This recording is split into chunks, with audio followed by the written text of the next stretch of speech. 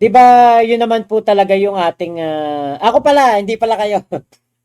Sa kayo ibang mga naniwala kay Kulaong, yun po talaga yung aming slogan noon eh. Bakit hinuli? Tumutulong lang. Dito po sa video na ito, nyo maririnig din. Makakausap natin ang National Bureau of Investigation. Ay, shoutout kay Ate Briguera Vlogs National Bureau of Investigation kasi marami hong nagbabantay at nakaabang doon sa paghuli kay Mr. Norman Mangusin kahapon at medyo maraming nagtatampo, maraming nagagalit. Bakit daw hinuli? Tumutulong laang. Yun. Papaliwanag ko mamaya sa inyo, sa ating lahat ng NBI, kung bakit po hinuli si Mr. Norman Mangusin alias Francis, ano nga pangalan? Leo Marcos Antonio. May Antonio pa eh. Francis Leo Antonio F-Lam. F-L-A-M. Nasa linya na po si Attorney Vic Lorenzo, ang hepe po ng NBI. Sorry. Oo. Anyway, si Sir Vic Lorenzo, ang hepe po ng Cybercrime Division ng NBI. Magandang umaga po, Sir Vic. Sir, magandang umaga po. Opo. Sir, okay, kahapon, inaresto po ng inyong unit yata itong isang nagngangalan na Norman Mangusing alias Francis Leo Antonio Marcos. Tama, sir? Sir, tama po yun. Tama po. Ano po ang warrant of arrest. ano po ang dahilan bakit po siya hinuli ng NBI? Sir, mayroon kasing mga nag-file din ng formal complaint sa kanya. Tapos, siyempre, sir, kapag may nag-file ng formal complaint dito, di ba, nire-record check namin. Right. Kaya nga, lumabas nga, sir, na may 3 pala siyang warrant of arrest. Pinerify namin sa court. Tapos, pinuntahan din namin siya dun sa unit niya, sir. Tapos, tinanong namin siya kung may release order siya or na-dismiss na yung mga kaso. Hindi naman siya nakapag-present ng release order dun, sir. Kaya, clinase namin siya under arrest. At the same time, sir, nag-file din siya kasi ng formal complaint sa NBI. So, kinausap na rin namin tungkol dun sa complaint niya, sir. Alright. So, nasaan na ho ito ngayon si Mr. Mangusin, sir? Sir, nandito pa. Naka-detain pa siya sa NBI, sir. Bakit, sir? Hindi po siya makapagpiyansa o wala bang piyansa yung kanyang... Di ba yung unang kaso niya, nabasa ko po sa mga pahayagan, paglabag daw sa optometry law? Tama yun, sir. Bailable offense naman yun. Okay. Ang recommended bail dun is 24,000. Nilalakad na yata ng mga abogado niya, sir. Alright. Yung release order niya. Okay.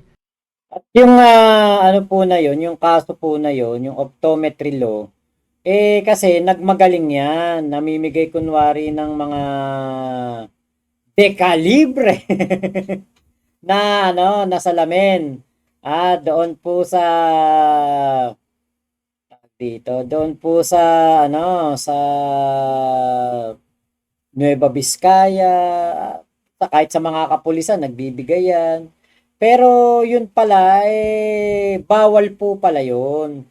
At ginagawa po lang yun ng mga yung talagang may mga alam sa sa optometry. Kapag ikay mamimigay niyan, kailangan meron kang mga optometrist na kasama. Ngayon, ang nagreklamo po sa kanya dyan sa optometry law ay mga optometrist sa Baguio. Napag-alaman ng mga optometrist sa Baguio na yung palang ibang mga pinapamigay ni Kulaong na mga salamin, parang, kung di ako nagkakamali, parang substandard, parang ganon. Parang yung iba fake. Kaya po kaya doon siya na nadali dito sa optometry law. So, pag nabayaran niya, pwede na ho siyang lumaya or may asikasuhin pa siyang ibang mga kaso, Sir Vic? Yung sir, may mga 2 warrant pa kasi siya dun sa violence against women, dun sa Gapan, Nueva Ecija. Pwede din siya mag-post ng bail dun, sir. Okay. Ayan, violence against women. Imagine niyo po 'yun. Matagal na po siyang may kaso ng kumbaga parang karahasan laban sa mga kababaihan. Di na tayo magtaka kung katulad nun, pinagsasalitaan niya ng hindi maganda si Mayu, kung ano-ano sinasabi niya kay dito kay Christina Caber. 'Di ba? Kaya talagang ano 'to, kumbaga parang may ano nga talaga, may disorder. Hindi lang na detect, hindi lang niya siguro napapansin, pero time will tell na darating ang araw na meron siyang kumbaga madidiscover niya rin siguro na, uy, ba't nga ba ganito ko? Uy, ba't nga ba ganito sinasabi ko? 'Di ba? Kaya po talagang ano 'to, meron po talagang mali dito kay Kulaong. Pero yung isang qualified human trafficking, yun sir ang tinitingnan namin kung isi-serve namin or what. Kasi hindi pa nag-o-open yung court. Pero no bail kasi yun sir. So, Saan itong human trafficking, sa Sir Vic? Manila.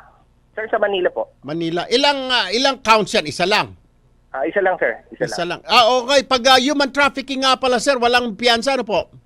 Tama yun sir, tama. Alright. No bail yun. Sir, ang tanong po, kasi kahit paano, sabi ko nga ho, ito ay overnight sensation itong alias Francis Leo, sir, na si Norman Mangusin. Kaya marami ho naging follower na ho ito at marami ho nakikinig ho sa atin ngayon. Sir, gusto ko lang malinawan. So, yung dalawang kaso niya, yung optometry law, ay itong tanong ko, sir, bago tayo bumitaw kanina, bakit ngayon lang daw hinuli ito? Kasi ang tingin tuloy ng mga followers niya, sir, mga supporters niya, ito ay merong kinalaman sa politika dahil siya ay namimigay daw, bakit daw siya hinuli pa, mabait, etc. Bakit ngayon pa, 2010 pa yung kaso niya o 2013, bakit ngayon lang daw hinuli ng NBI? Sir, valid din naman siguro yung observation na yun sir. Siguro from law enforcement side. Opo. Hindi kami mag-excuse kung bakit hindi. Ayan no, nagmamarunong kasi si Kulaong na kunwari tumitingin-tingin sa mata ng mga matanda. Ayan no. Di nadali siya. Nagmarunong ayun no, kita nyo nagmamarunong na optometrist. Immediately. Kasi 2018 yung warrant niya. Okay. Ang masasabi ko lang dun, sir, kasi talaga nagta-travel din naman siya. At the same time, wala ding nakafocus sa kanya na i-serve yun. Ang hirap din, sir, sumunod dun sa mga tao. Kaya nga nung nakita namin, sir, tinanong namin. Kaya po siya nahuli noon. Kasi nga meron siyang kaso, mga standing warrant under Norman Mangusin. Kaya po siya nahuli dahil nga po lumabas siya, 'di ba? Francis Leo Marcos, nag-ingay na nag-ingay. Ngayon, meron pong mga tao na nakita siya, na mukhaan siya na hindi to si Francis Leo Marcos, Mangusin to Ito yung may kasong ganon, may kasong ganito. Kaya po siya ay talagang nahuli noon at nailagay po sa oblo. Kasi may bailable offense. Tinanong namin kung nakapag-post na siya ng bail. Doon. Kaya lang sinabi niya na hindi siya nakapag-post ng bail dahil nga hindi niya naasikaso dahil nagbiyahe siya ng nagbiyahe. So yung kaso niya sa optometry, hindi pa siya nagpapiyansa? Hindi pa po. Pero alam niya na may kaso siya na sa Tama po. Okay. Alam niya rin na may kaso siya doon sa violence against women. Alam niya din, sir. Hindi pa rin po siya nagpiyansa. Hindi pa rin po. Kasi Alright. nga umalis siya, sir. Paumikot-ikot siya. Pumupunta siya Mindanao kung saan-saan. Bakit daw, hindi sir? niya Bakit daw? Anong dahilan niya at ba't paikot-ikot siya? Ang official na explanation niya, sir, kasi nung kinausap namin siya, meron na assisted by counsel naman siya. Ang sinasabi niya, sir, may mga businesses siya sa Mindanao at kung saan-saan. So kailangan siya mag-travel. Ito po ba ang Norman Mangusing na tumakbo ng pagkasenador several years back? Is this one and the same na Norman Mangusin? Tama yun, sir. Siya din yung nag-file ng candidacy niya sa pagka-senador, sir. Pero dinismiss yata ng COMELEC bilang nuisance, right? Yun ang pagkakaalam namin, sir. Alright, panghuli na lamang, attorney. May mga reklamo din daw na large scale na mga estafa. Ito ba tinitignan na rin ninyo pero wala pa ho yatang warrant. Is this correct? Yes, sir. May mga nag-file kasi sa kanya ng formal complaint. Actually, sir, madaming nag-i-inquire kung pwede sila mag-file ng formal complaint. Ang advice lang namin, sir, sa mga tumatawag sa amin, dapat i-formalize nila yung mga complaint nila, sir. Meron magsasabi na estafa daw sila nung bouncing check pag-issue niya ng ganitong halaga, nag-bounce yung mga check. So, ang sinasabi... Yun po yung sinasabi ko sa inyo noong nakaraan na nadali po yung yung ibang mga kababayan natin ng bouncing check. Okay. Yun po yung meron akong naalala ninyo, meron akong pinakitang parang litrato ng gold. Ayun, eto. Ayan. Eto po yun, yung sinabi ko sa inyo na, ayan oh, yan yung bouncing check. Nakausap ko po yung ano niyan, yung hindi naman abogado parang tauhan nitong inisyuhan ng cheque. Nakausap ko nung dati pa yon, nung panahon pa na supporter pa ako ni Kulaong. At parang humihingi ng tulong na etong si Kulaong ay yun nga yung etong sa kanilang bouncing loan na to na sinampa. Sinasabi niya sa akin, yung mga nalalaman niya kay Kulaong, syempre hindi ko paniniwalaan dahil ako noon paniwalang paniwala ako kay Kulaong kaya po nung time na nung nagkausap kami ni Kulaong, tinawagan niya ako isang beses, sinabi ko sa kanya yon. Sabi ko, Boss, FLM, ito bang tong meron po kasing nag-ano sa akin, pinasa ko tong na ito, picture na ito. Sabi niya, ay wala lahat yan. Bayad na lahat yan. Yun ang sabi lang sa akin ni Kulaong. So, yun po yung isa sa mga talagang meron pong katarantaduhan si Kulaong nung time na yon na marami po talagang mga tao ang gusto siyang idemanda. Sabi namin, sir, is i-formalize nila, sir, yung complaint nila. Alright. Panghuli na lamang, Sir Vic, totoo ba na si dating unang Ginang Marcos ay nagpadala ng sulat kay direktor ng NBI na may gumagamit-gamit ng apelyido ng Marcos referring to Norman Mangusin? Is this correct? Tama, sir, meron yata siyang pinadala sometime last year sa NBI, pero hindi Cybercrime Division ang nag-handle nun, sir. Para lang meron pong pinadala talaga sa NBI etong si Madam Imelda Marcos. Eto ba 'yon?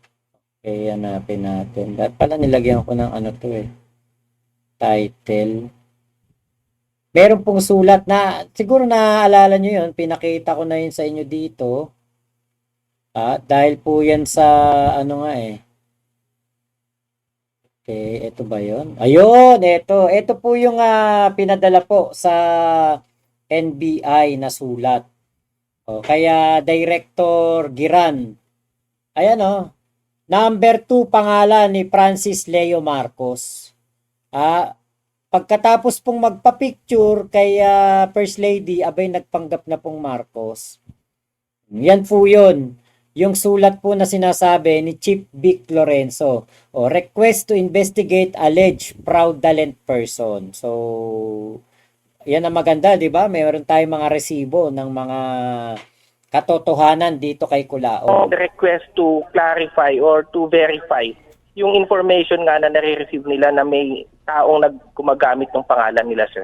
Tinanong nyo rin po ba, sir, si Sir Norman Mangusin kung kamag-anak ba siya, related po siya sa mga Marcos, Sir Vic? Sir, tinanong namin siya dyan. Ang explanation niya kasi sir, may mga sinabmit siyang passport na under the name of Francis Leo Marcos. Okay. Ang tinanong namin, ano ba totoong pangalan mo?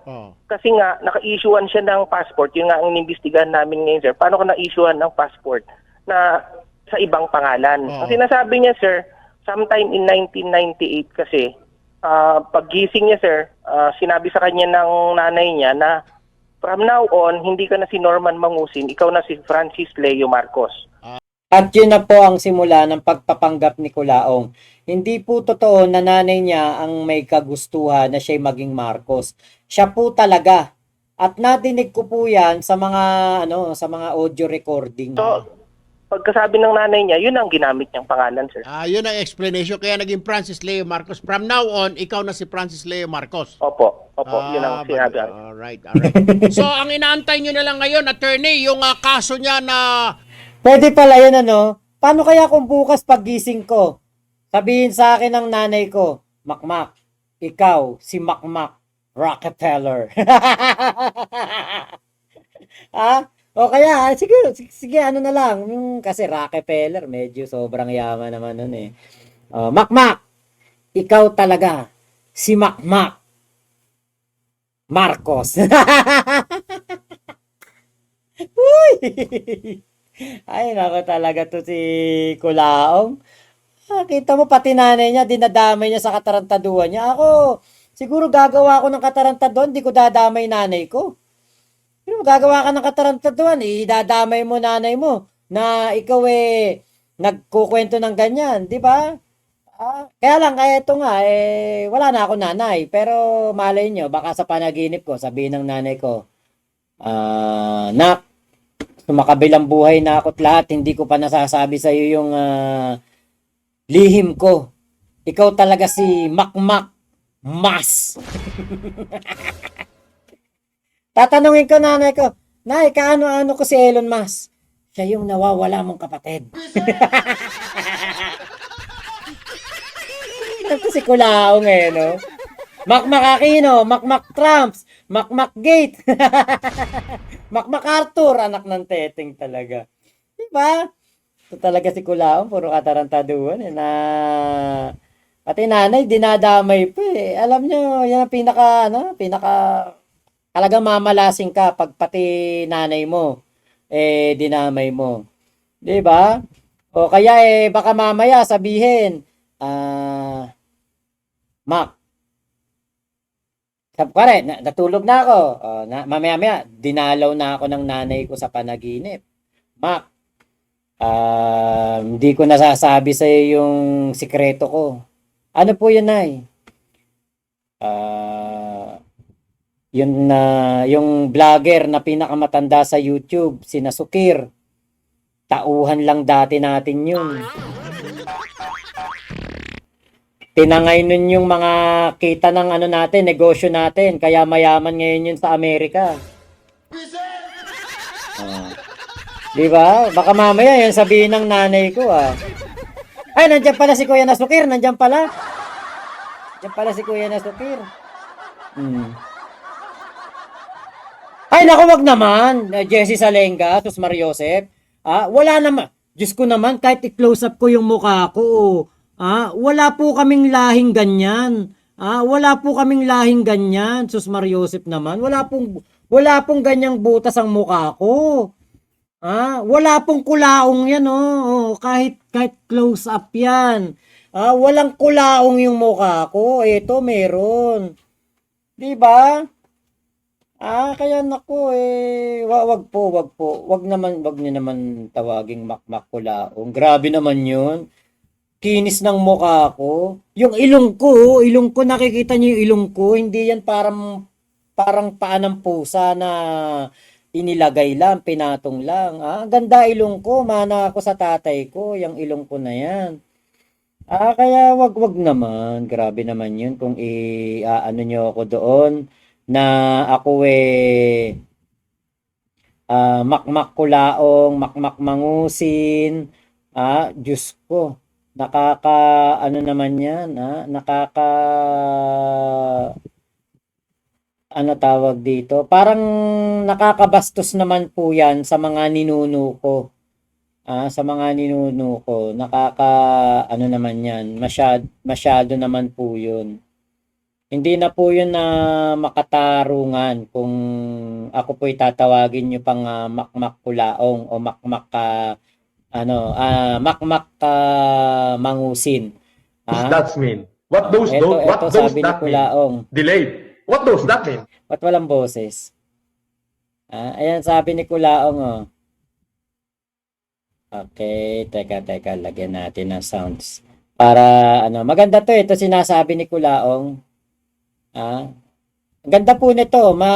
Kung kasi si Kulaong, alam niyo naman yan, mahilig yan mag-English. What does that mean? What does that mean?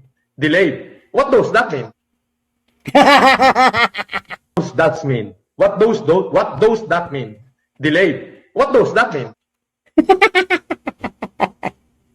Para si Kuya Nasukir lang kung mag-English. What does that mean?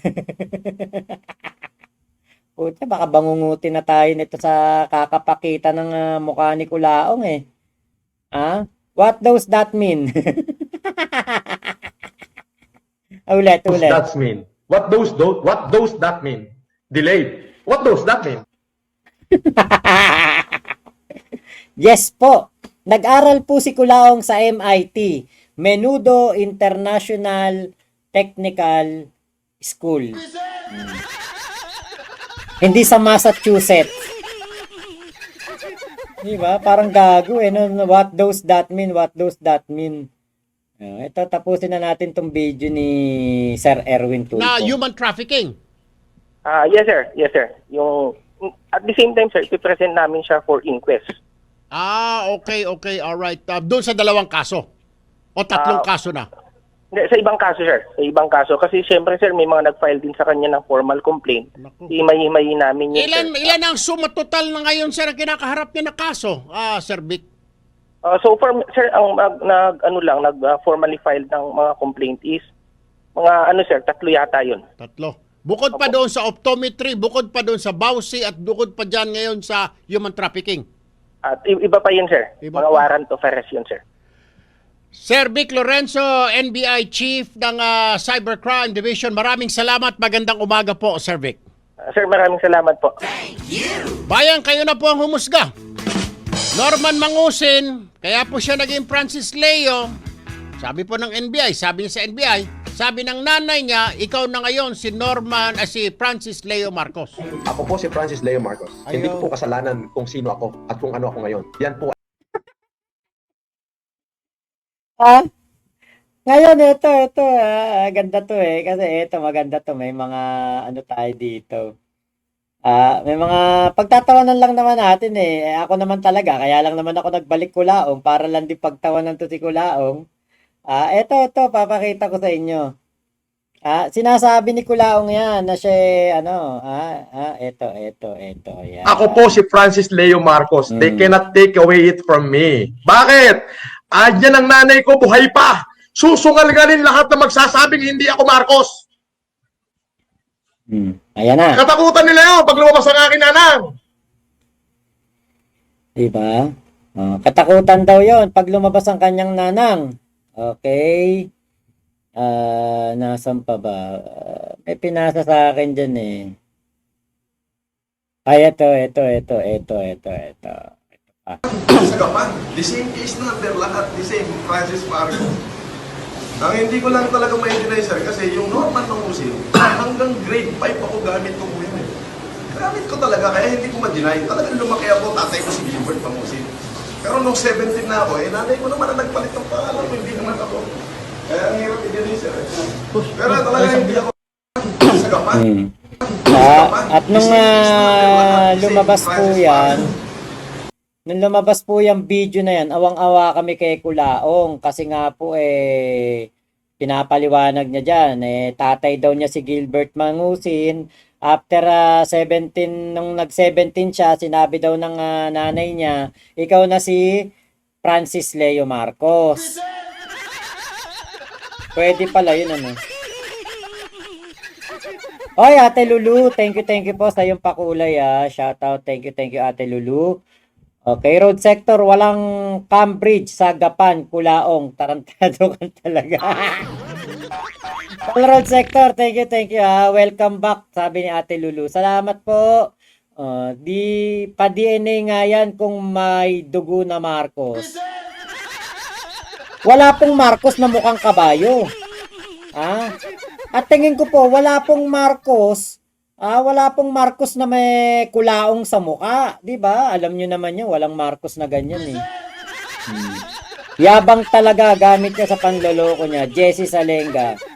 Venus Procopio, Sir Mac, shoutout from Cyprus. Ayun, hello po. Lulu, Ate Lulu, thank you sa pakulay Okay, sabi diyan ni Brian Gark, Kulaong talaga ng sokme.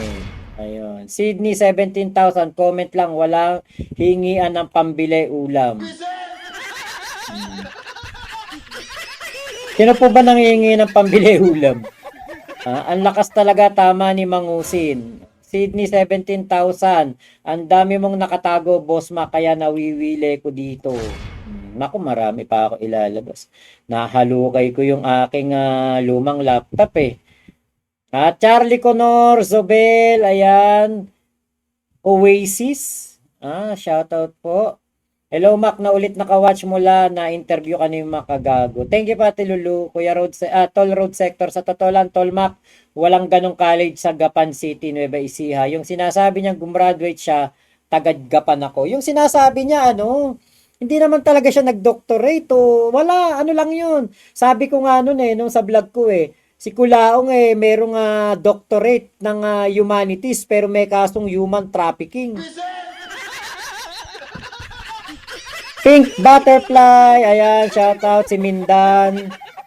Sana all matangos ilong. Sabi ni Jack J, suplado pa shoutout naman. Ay, naku, pasensya na po kayo kung hindi ko po nababasa agad yung mga comment ninyo. Kasi po, kapag po ako nagtatapik, gusto ko dire-diretso para po yung nasa isip ko, hindi ko po makalimutan. English kwak-kwak, sabi ni Kilua.